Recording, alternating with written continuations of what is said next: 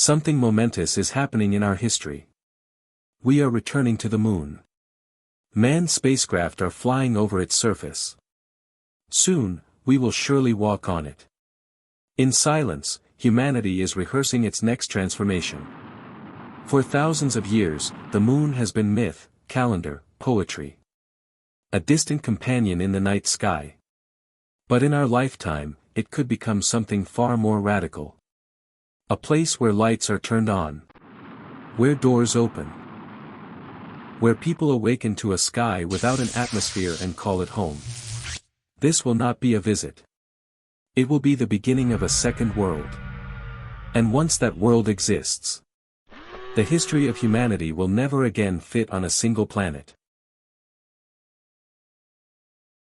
Every great expansion in human history began with proximity. We crossed rivers before oceans. Coastlines before continents. The moon is our nearest frontier, close enough to reach in days, yet far enough to change everything. It offers what no other world does. Accessibility. 3 days from Earth. Continuous communication. A testing ground for technologies that will later carry us deeper into space. But it also holds something more tangible. Frozen water locked in shadowed craters. Raw materials embedded in its dust. A surface rich in metals and oxygen-bearing minerals. The moon is not just a destination. It is infrastructure waiting to be built. And once infrastructure exists, permanence follows. Because humanity does not build temporarily. We build to stay. And staying changes the equation forever. The next return to the moon will not resemble the first. This time, the objective is not a footprint.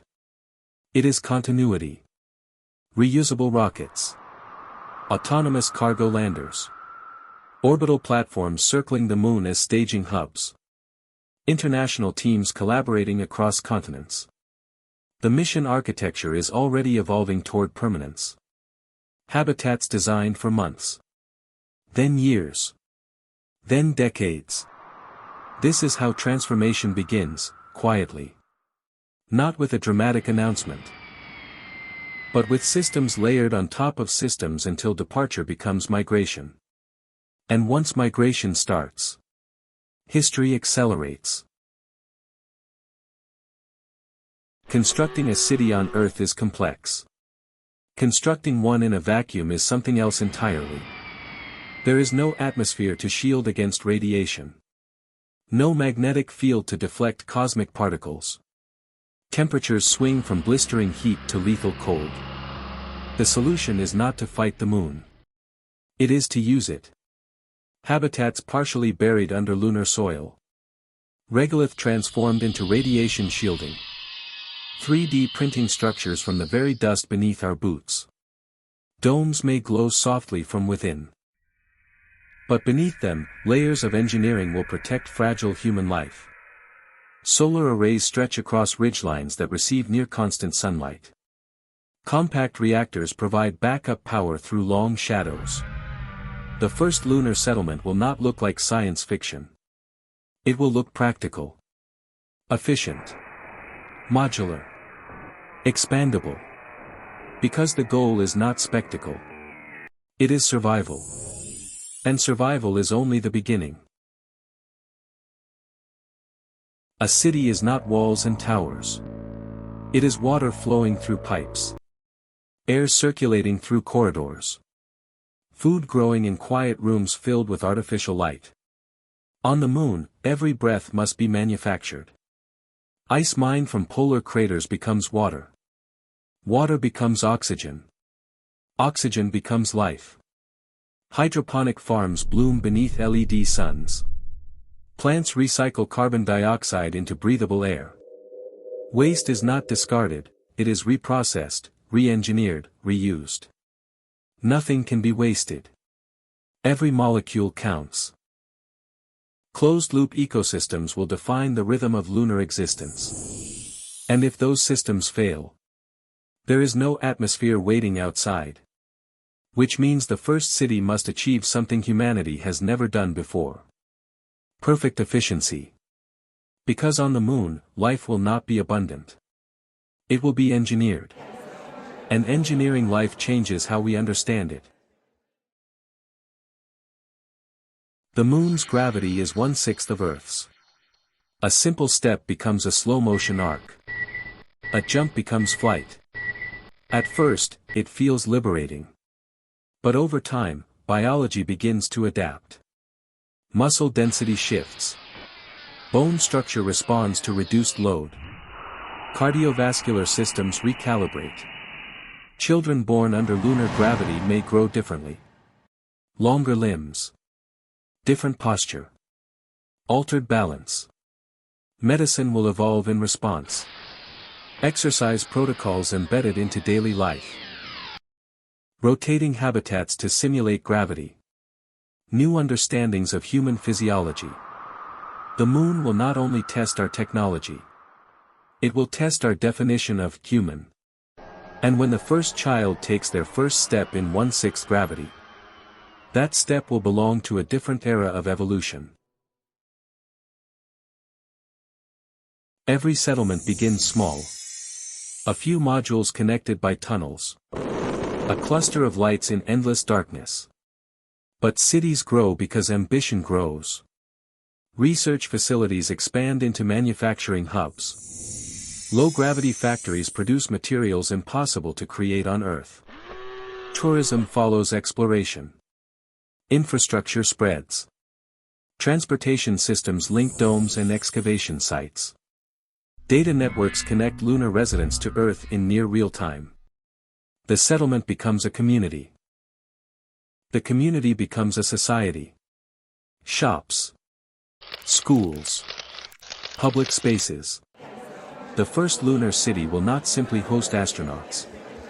It will host citizens. And when citizenship emerges beyond Earth, the meaning of belonging begins to change. Identity is shaped by environment. By gravity. By horizon.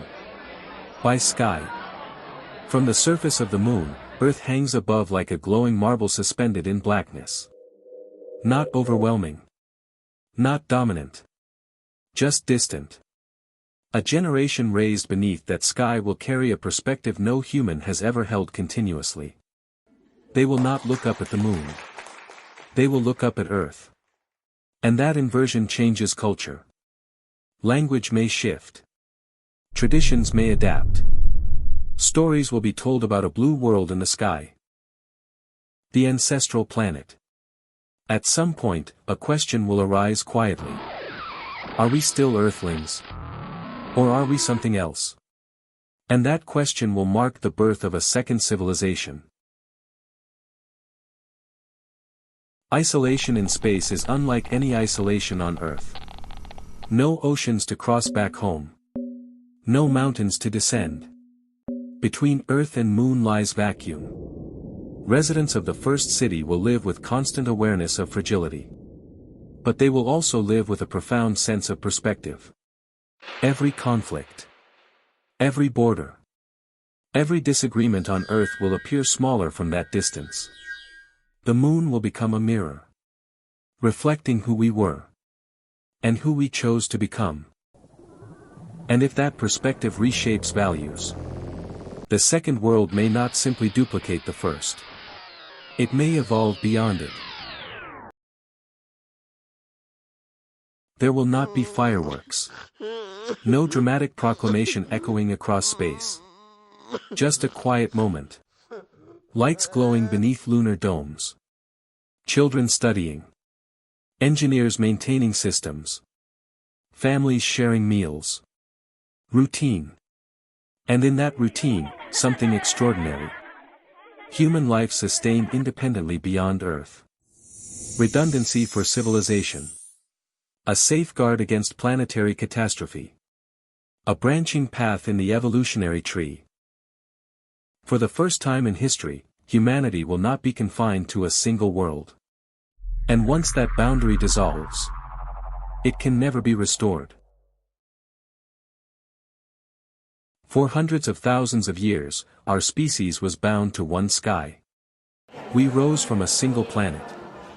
Built cities across continents. Connected the globe with invisible networks. But always under the same atmosphere. The same gravity. The same horizon. The first city on the moon will change that quietly. It will flicker into existence in darkness. Fragile. Experimental. Brilliant. And in that glow, humanity will cross an invisible threshold. No longer a civilization of Earth, but a civilization of worlds.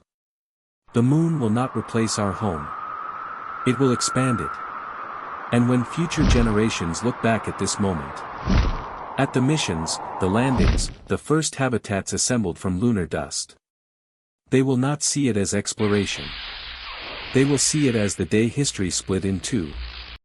Before we belonged to one planet. And after we didn't.